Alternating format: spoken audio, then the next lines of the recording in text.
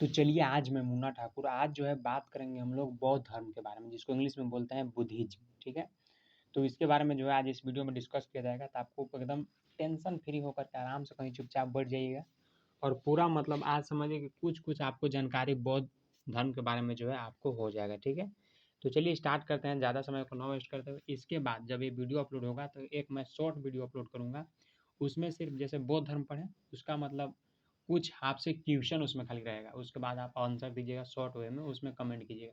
लेकिन फिलहाल आज बौद्ध धर्म के बारे में इस वीडियो में जानते हैं कुछ इंपॉर्टेंट पॉइंट। ठीक है, उसके बाद जो नेक्स्ट लेक्चर आएगा उसमें बात करेंगे महात्मा बुद्ध के जो 4 सत्य वचन थे वो सब के बारे में। ठीक है, तो चलिए पहले आज जानते हैं बौद्ध धर्म के बारे में कुछ इंपॉर्टेंट पॉइंट, जो नहीं जानते होंगे आज वो सीखेंगे। ठीक है, तो पेंसिल ले लेते हैं। तो कह रहा है कि बौद्ध धर्म का प्रारंभ जो है मतलब जो शुरुआत जो था कौन किया था, पहला क्वेश्चन तो बताइएगा महात्मा बुद्ध ने। बौद्ध धर्म का जो शुरुआत जो है कौन किया था, तो महात्मा बुद्ध ने किए थे। ठीक है, अगला है कि महात्मा बुद्ध का बचपन का नाम, याद रखिएगा सब शॉर्ट वीडियो में आपसे पूछा था क्वेश्चन। ठीक है, तो महात्मा बुद्ध का बचपन का नाम सिद्धार्थ था। ठीक है, अगला है, इसको कट कर देंगे।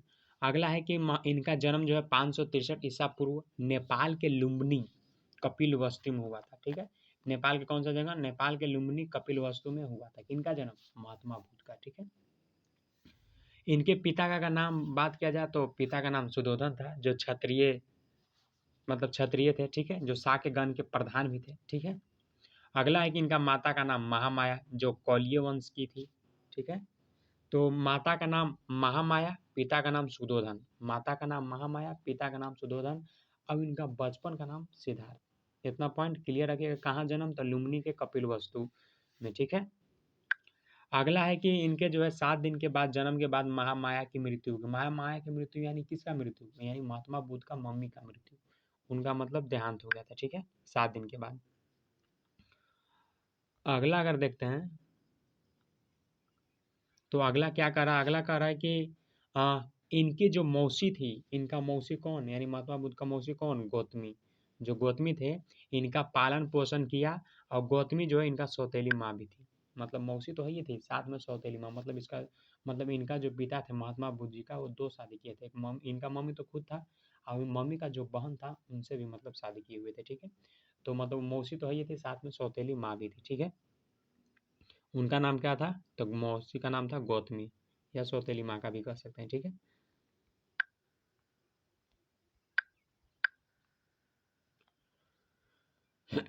कितना पता चल गया आपको। अगला है कि इनका विवाह जो है 16 वर्ष की अवस्था में यशोधरा यानी गोपा बिंबा भदकचना नामक अति सुंदर स्त्री से, मतलब उनका नाम ही था। मतलब इतना दिमाग में सेट रखिए कि उनका पत्नी का नाम क्या था, यशोधरा। और कितना साल की उम्र में शादी किया गया, तो 16 वर्ष की उम्र में। ठीक है, नाम था यशोधरा उनका पत्नी का। ठीक है, इनका पुत्र हुआ, मतलब शादी हुआ तो ऑफकोर्स से पुत्र जन्म ले गए। तो मतलब जो पुत्र जन्म लिया उनका नाम क्या था, राहुल। मतलब जो महात्मा बुद्ध जी का जो पुत्र जो जन्म लिया उनका, तो उनका क्या नाम था, राहुल। ठीक है, अगला पॉइंट देखते हैं कि सिद्धार्थ को जो है तथागत कनक कनक मुनि फिर शाक्य मुनि भी कहते थे। मतलब सिद्धार्थ यानी महात्मा बुद्ध का मतलब ये नाम से भी जो है मतलब जाने जाते थे। ठीक है, कनक मुनि, शाक्य मुनि, तथागत, ये सब जो नाम जो था इनका, इनको जाना जाता है। ठीक है, इन्हें एशिया का ज्योतिपुंज यानी लाइट ऑफ एशिया भी कहा जाता है। ये क्वेश्चन बहुत ज़बरदस्त है, ये क्वेश्चन बहुत ज़बरदस्त है। क्वेश्चन मतलब कहता है कि लाइट ऑफ एशिया के नाम से किसको जाना जाता है, 4 ऑप्शन वहाँ पे दे दिया। आपको डायरेक्ट ही कहना है कि महात्मा बुद्ध को। ठीक है, बहुत इंपॉर्टेंट क्वेश्चन ये वाला। ठीक है, अगला है कि क्या हुआ कि एक दिन इन्होंने जो है अपने राज्य में नगर भ्रमण करने के दौरान वे 4 अवस्था देखे। मतलब एक बार ऐसा हुआ था, मतलब एगो जो साधु संत होता है, थोड़ा सा कहानी बता रहे हैं। ठीक है, क्या होता है कि वो साधु संत मतलब उनके पिताजी को बताए थे, पिताजी मतलब कौन, सुधोधन। उनको बताए थे कि मतलब इनको जो है शादी ब्याह करा दीजिए, मतलब यहीं घर में ही, मतलब ये उलझे रहेंगे, कहीं ये जो है नहीं जाएंगे। ठीक है, इनका शादी ब्याह एक करा दीजिए। ठीक है, तो इनका जो शादी ब्याह मतलब हो जाता है इनका। तो एक दिन मतलब इनको अंदर से कुछ लगता है कि नहीं, हमको जो है बाहर जाना चाहिए। ठीक है, तो बाहर जाने के लिए मतलब ये निकलते हैं। ठीक है, तो बाहर जाने के लिए जब निकलते हैं तो मतलब इनको जो है 4 गो अवस्था जो आपको इनको देखने को मिलता है। ठीक है, तो 4 गो अवस्था कौन कौन है, तो पहला है गरीब, दूसरा है बीमार, तीसरा है बीमार मतलब पहला गरीब हो गया, दूसरा हो गया बीमार व्यक्ति, तीसरा हो गया वृद्ध व्यक्ति मतलब बूढ़ा व्यक्ति जो होता है, और चौथा जो है 100 तथा एक सन्यासी को देखा, मतलब 100 को देखा, मतलब जो लाश उसने क्या था वो सब देखा, ठीक है। उसके बाद क्या हुआ कि इनका मन में जो है वैराग उत्पन्न हो गया, मतलब उसके साथ में भी वो था, तो उनसे मतलब पूछते हैं कि ये क्या जा रहा है, लाश जा रहा था, तो बताया कि मतलब ये लाश जा रहा है, 100 जा रहा है। तो कहा कि एक दिन, मतलब वो बताया कि एक दिन आपको भी जाना होगा। फिर बूढ़ा व्यक्ति को देखा था, कहा कि आप भी एक दिन बूढ़ा बनिए। गरीब को देखा, मतलब ऐसे ऐसे, मतलब जितना भी देख रहा था सब बता रहा था वो, ठीक है, उसके जो साथ में वो थे। तो कहा अच्छा ऐसा बात है। तो उसके बाद क्या हुआ कि घर आते हैं, और घर आने के बाद जो उनका मतलब दिमाग में सेट हो जाता है कि नहीं अब हमको घर त्याग देना चाहिए, सब जो है हमको बजा करके रख लेता है घर में, और मतलब बेस्ट है कि गृह त्याग कर देता। तो वो कहा कि 29 साल का, जब मतलब 29 साल की उम्र में जो है उन्होंने अपना घर को त्याग दिए, जिसको जो है महानिष्क्रमण कहा गया। ये इंपॉर्टेंट क्वेश्चन है कि महानिष्क्रमण कब कहा गया। तो मतलब घर को जब त्यागे थे ना महात्मा बुद्ध, उस टाइम को जो महानिष्क्रमण कहा गया, ठीक है। अगला पॉइंट आता है कि उन्होंने जो अलार कलाम से जो थे, अलार कलाम, उनसे जो है सांख्य दर्शन का जो है मतलब जानकारी प्राप्त करता है वैशाली जिला में, ठीक है।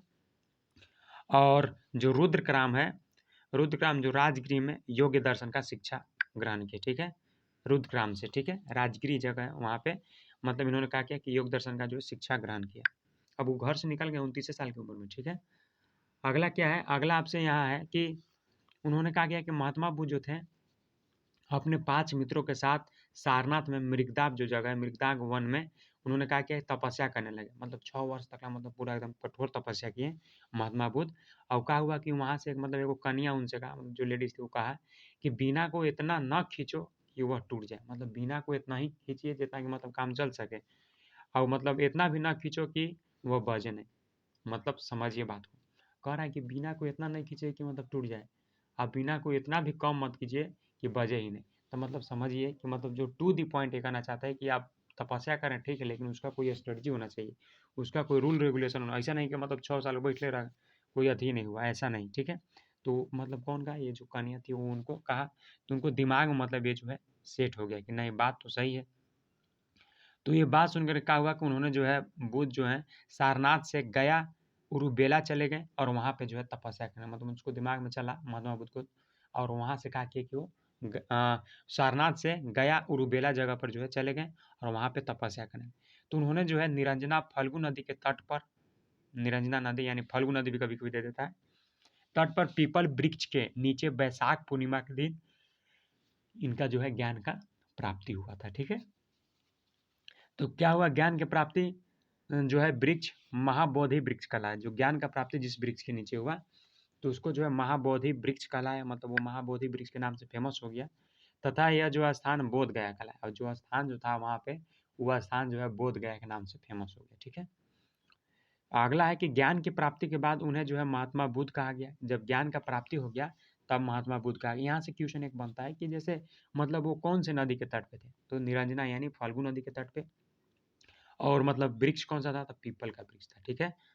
अगला है कि ज्ञान की प्राप्ति के बाद उन्हें महात्मा बुद्ध कहा गया। बुद्ध का शाब्दिक अर्थ है ज्ञान संपन्न व्यक्ति होता है। उन्हें अपना पहला उपदेश सारनाथ में अपने मित्रों को दिया। जब ज्ञान की प्राप्ति हो गया, एक पॉइंट यहाँ सुनिएगा कि ज्ञान की प्राप्ति के बाद तो उन्हें महात्मा बुद्ध कहा गया, ये तो हम जान गए, लेकिन जब बुद्ध का जो शाब्दिक अर्थ होता है ज्ञान संपन्न व्यक्ति, मतलब बुद्ध का अगर शाब्दिक अर्थ मतलब ज्ञान से पूरा पूरा भरा हुआ आदमी समझिए तो, ठीक है। तो ज्ञान संपन्न व्यक्ति को जो है बुद्ध कहा जाता है समझिए तो, ठीक है। तो उन्होंने कहा क्या कि अपना पहला उपदेश जो है सारनाथ में दिया। कभी कभी क्वेश्चन यही पूछता है, जो मतलब महात्मा बुद्ध जो थे ज्ञान का प्राप्ति किए, ठीक है, मान लेते हैं, लेकिन पहला उपदेश कहाँ दिए, तो बताएंगे कि सारनाथ में दिए, ठीक है। और किसको दिए, तो अपने मित्र को ही दिए, ठीक है, जिसे वैद्य धर्म में महाधर्म चक्र प्रवर्तन कहते हैं, जिसको जो है आपको बौद्ध धर्म में क्या कहते हैं, महाधर्म चक्र प्रवर्तन कहते हैं, ठीक है। अगला है कि उन्होंने जो सर्वाधिक उपदेश कौशल देश की राजधानी श्रावस्ती में दिया। उन्होंने सबसे, अगर यहाँ से भी क्वेश्चन बनता है कि मान लिए ठीक है कि मतलब आप जो है मतलब ज्ञान की प्राप्ति किए हैं और उसके बाद जो है सारनाथ में अपने मित्रों को मतलब ये सब शिक्षा उक्षा दी, लेकिन ये क्वेश्चन बनता है कि बताइए सबसे ज़्यादा उपदेश जो होता है, सबसे ज़्यादा जो ज्ञान होता है वो कहाँ दिए, तो बताएंगे श्रावस्ती में दिए, ठीक है। कौशल देश की राजधानी श्रावस्ती में दिए, जो पाली भाषा में दिया। और कौन भाषा में दिए, तो पाली भाषा में, ठीक है। अगला पॉइंट यहाँ पे बस अब थोड़ा सा ही बचा हुआ है। अगला क्या है, अगला है आपसे कि जो इन्होंने जो है श्रावस्ती में अंगुली माल डाकू को शिक्षा दी। अंगुली माल के बारे में भला कौन नहीं जानता होगा, वो तो मतलब सब कोई को अति करता था। तो मतलब एक बार इनको भी मतलब पाला पड़ गया था, तो मतलब बताया कि ठीक है तुम हमको मारना नहीं चाहता तो मार दो, कोई दिक्कत नहीं, लेकिन तुम याद रखना, मतलब उनको कुछ शिक्षा दे दी। तो इसके चलते जो है दिमाग में उसका चल गया कि नहीं, पहला व्यक्ति है जो ऐसा मेरे सामने डट के बोल रहा है ऐसे वैसे, तो फिर मतलब उनके चरणों में गिर गया। उसी दिन से जो है उसका जो विचार जो था अंगुली मार का वो भी चेंज हो गया था। ठीक है, तो महात्मा बुद्ध जो है सबसे प्रिय शिष्य जो है आनंद और उपाली थे। कभी कभी क्वेश्चन ये भी बन सकता है कि महात्मा बुद्ध का जो है 2 शिष्य थे, मतलब फेवरेट, तो कौन कौन थे? तो एगो आनंद था और एगो उपाली था। ठीक है, अगला है कि आनंद के कहने पर जो है महात्मा बुद्ध ने महिलाओं को बौद्ध संघ में प्रवेश की अनुमति वैशाली में दी, और उन्होंने कहा कि अब बौद्ध धर्म ज़्यादा दिन तक नहीं चलेगा। मतलब आनंद को मतलब कहने लगे महात्मा बुद्ध कि महिलाओं को बौद्ध संघ में प्रवेश की अनुमति वैशाली में दिया, मतलब अंदर आने के लिए बोल दिया कि ठीक है आप लोग भी आइए, कोई दिक्कत नहीं। फिर उसके बाद कहा उन्होंने कि बौद्ध धर्म जो है अब ज़्यादा दिन तक नहीं चलेगा, कारण क्या है, महिलाओं आ गए इसके चलते से। तो ये बात मतलब उन्होंने बताया आनंद को। फिर कहा कि बौद्ध धर्म को जो है अपनाने वाली पहली महिला गौतमी या दूसरी महिला, और दूसरी महिला जो था अम्रपाली थी। मतलब कभी कभी क्वेश्चन ये भी बन सकता है कि बौद्ध धर्म बताइए कि बौद्ध धर्म जो था उसको अपनाने वाला पहली महिला कौन थी? तो गौतमी, और दूसरा कौन था? तो अम्रपाली था। ठीक है, बौद्ध धर्म जो है अपनाने वाला पहला पुरुष तपसु था और मलिल था। मतलब पहला पुरुष अगर बात किया जाए तो तपसु था, दूसरा मलिल। पुरुष में अगर बात किया जाए तो तपसु और मलिल, और महिला में बात किया जाए तो गौतमी और दूसरा अम्रपाली। महिला में गौतमी अम्रपाली, पुरुष में तपसु और मलिल। ठीक है, याद रखिएगा। अगला है कि महात्मा बुद्ध ने कहा कि मेरे उपदेश को जो अंधविश्वास के रूप में मत मानो, बल्कि इसे तर्क के आधार पर कहें कि मेरा बात जो है उसको अंधविश्वास के रूप में मत मानो, मेरा उपदेश जो है उसको अंधविश्वास का मतलब मत मानो, मानना ही है तो इसको तर्क के रूप में मानो और तर्क के आधार पर इसको अपनाओ, ये बात मतलब बोले। ठीक है, तो फिलहाल जो हम लोग जो था महात्मा बुद्ध के बारे में लगभग बहुत ही जानकारी जो है हासिल की है इस वीडियो में। ठीक है, और जो नेक्स्ट लेक्चर रहेगा उनके बारे में फिर महात्मा बुद्ध का जो 7 वचन क्या है, 7 नहीं 4 वचन क्या है, उस सब के बारे में फिर डिस्कस करेंगे। तो वीडियो ज़्यादा लंबा हो जाएगा, इसलिए वीडियो को यहीं पे बंद करते हैं। ठीक है, थोड़ा सा वीडियो लेट हो रहा है, जैसा कि आप लोग को मैं पहले ही बताया था कि थोड़ा सा भी डिस्टर्बेंस चल रहा है। चलिए मिलते हैं फ्रेश वीडियो में। Thank you so much.